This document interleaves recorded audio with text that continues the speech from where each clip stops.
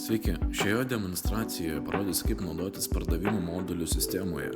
Meniu valdymo juostoje spaudžiame pardavimai ir pardavimuose paspausti naujas.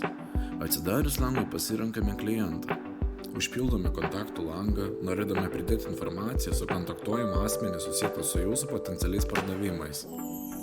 Užpildom privalomus laukus, kaip kontaktuojamo asmens vardą, pavardę, telefoną, elektroninį paštą. Pasirenkime potencialaus kliento pardavimo stadiją, ar buvo atliktas paklausimas, ar atliekama poreikio analizė, duodamas pasiūlymas, deramasi, ar esama jau sutarties sudarimo etape. Nurodom produktą. Sukūrus pardavimo kortelę nesunku etapus keisti tiesiog drag and drop principu.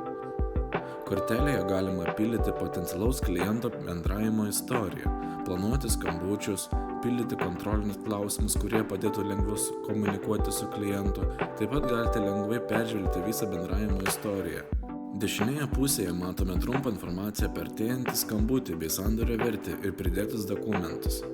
Visi įtraukti artėjantys skambučiai atsiras pagrindinėme lange prie mano skambučių skilties. Tikiuosi buvo naudinga, gero naudojimo.